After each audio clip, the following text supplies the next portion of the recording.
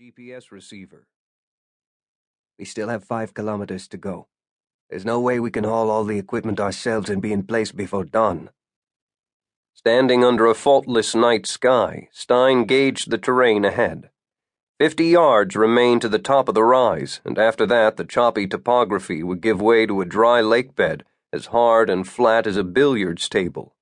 From that point there would be little cover.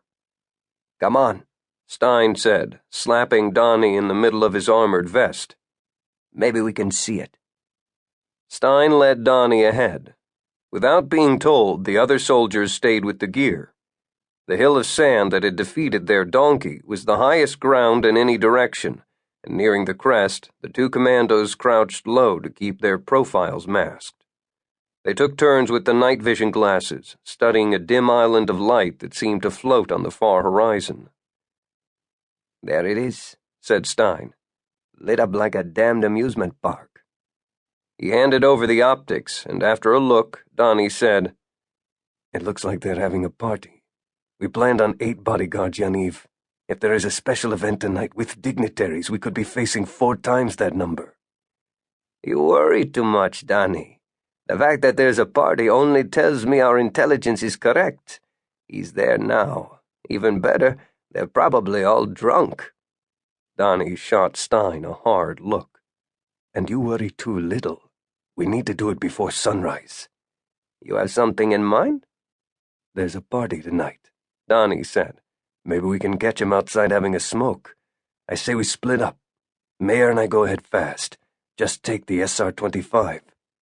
He was referring to the big sniper rifle. "You and Goldman bring the assault gear in case we don't get a shot. We can all crash the place later if it comes to that." "Room to room? In broad daylight?"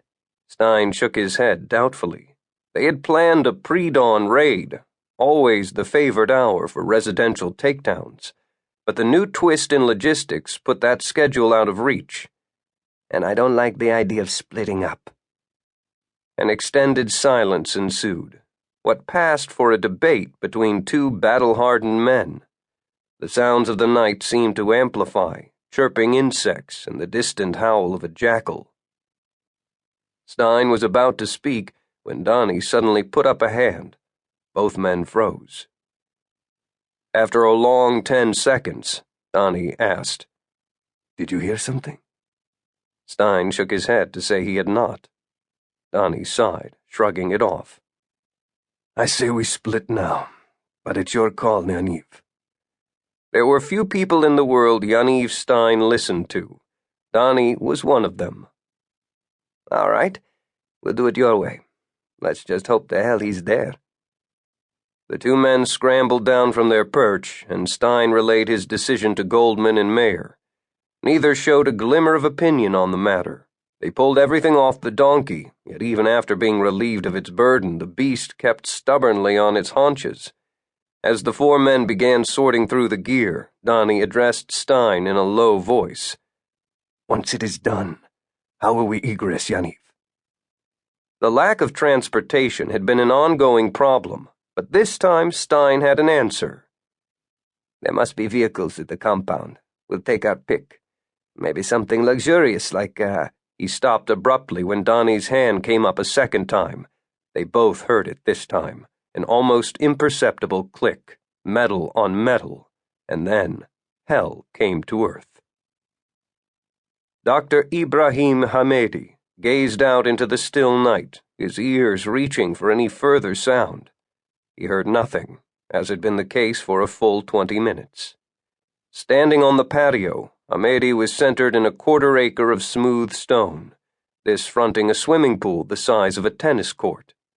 The whole arrangement was framed by verdant landscaping, plantings incorporated in flagrant contradiction to the desert flora outside the perimeter wall. It was all quite symbolic, he supposed, representing well the detachment that those who frequented this place held with their country.